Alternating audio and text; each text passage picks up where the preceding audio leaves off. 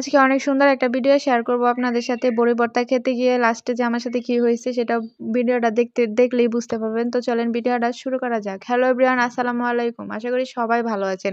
যেহেতু বড়ির সিজন চলতেছে এখন হচ্ছে বড়ি দিয়ে কাঁঠালের মুচি ভর্তা বানাবো। আর তার জন্য আমি হচ্ছে এখান থেকে মুচি নিয়ে নিলাম কাঁঠালের। তারপরে হচ্ছে ধনিয়া পাতা দরকার। আর যেহেতু আমাদের বাড়ির পাশে এগুলো ধনিয়া পাতা হইছে তো এখান থেকে আমি হচ্ছে কিছু ধনিয়া পাতাও নিয়ে নিছি।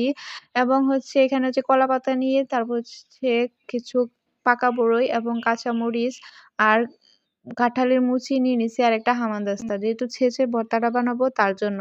১ম এ হচ্ছে আমি কাঁচামরিচগুলা নিয়ে নিলাম। আর কাঁচামরিচগুলো একটু আগেই ছেঁচবো কারণ তার জন্য হচ্ছে কাঁচামরিচটা আগে ছেঁচলে হচ্ছে ছাপা-ছাপাটা থাকে না। এখানে কাঁচামরিচ ছেঁচা শেষ প্রায়। এখন হচ্ছে আমি ধনিয়া পাতাগুলো ছেঁচে নিবো। ২ টা একসাথে মিক্সড করে ছেঁচে নিচ্ছি। আর এগুলা হচ্ছে ধনিয়া পাতাটা অনেক সুন্দর একটা ঘ্রাণ আসে ভর্তার মধ্যে। তারপর হচ্ছে কাঁঠালের মুচিটা দিয়ে দিচ্ছি। কাঁঠালের মুচিটা অনেক শক্ত আর ছেঁচতে পারতেছি না। কারণ আমার শরীরে এত শক্তিও নাই। আর ছেঁচাতে যে আমি অত পারিও না। তো যাই হোক এই যে লাস্টের পর্যন্ত আমার কাঁঠালের মুচিটা ভেঙেই গেছে। তো তারপর হচ্ছে এখানে হচ্ছে আয় হায়! আমার একটা বড়ি পড়ে গেল। তো বড়িটা ধুয়ে হচ্ছে আমি এখন আবার এখানে দিয়ে দিলাম। কারণ বড়ি নষ্ট করা যাবে না। পাকা বড়ই অল্পই নিছি। আর এগুলো হচ্ছে কিনা বড়ই। আমাদের গাছের বড়ি না। কারণ আমাদের কোনো গাছই নাই। তো কিনেই নিছি। তার জন্য হচ্ছে বড়িগুলা নষ্ট করা যাবে না। এখানে হচ্ছে এক করে সবগুলা বড়ি হচ্ছে আমি হামানদিস্তায় ছেঁচে নিলাম। সবগুলো একসাথে মিক্সড করে। আর হচ্ছে দেখেন কি সুন্দর একটা কালার আসছে। আর দেখেই তো মনে হইতেছে লোভনীয়, খেতে ইচ্ছে করতেছে। তারপর সবগুলা ছেঁচা শেষ। এখন হচ্ছে আমি এগুলাকে কলাপাতায় নিয়ে নিলাম।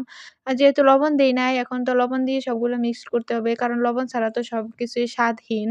এখানে হচ্ছে লবণ দিয়ে মিক্সড করে নিলাম। আর একটু খাইয়ে দেখতেছিলাম আসলে লবণ ঠিক হইছে কিনা। তো লবণ ঠিকঠাকই ছিল। এখন খাওয়ার জন্য উপযোগী। তারপর হচ্ছে আমি আরেকটু লবণ দিছি তাও। এখন হচ্ছে আমার সাথে যে আন্ডা বাচ্চারা ছিল তাদেরকে নিয়ে বড়ি ভর্তা খাওয়া শুরু করলাম।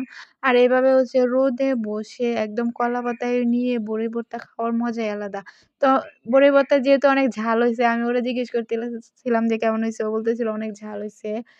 একেকটার অবস্থা খারাপ। চোখ দিয়ে পানি পড়তেছিল ঝালের ঠেলায়। তারপরেও খাইতেছিল কারণ স্বাদ হইছে অনেক। আর ঝাল না হইলে তো ভর্তা খেতে তেমন ভালোও লাগে না।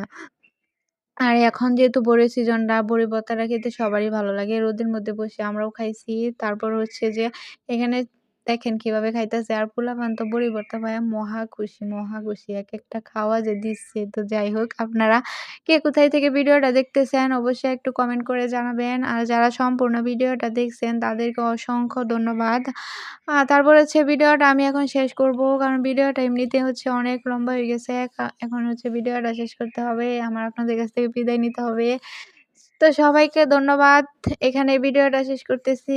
আসসালামু আলাইকুম। আল্লাহ হাফেজ।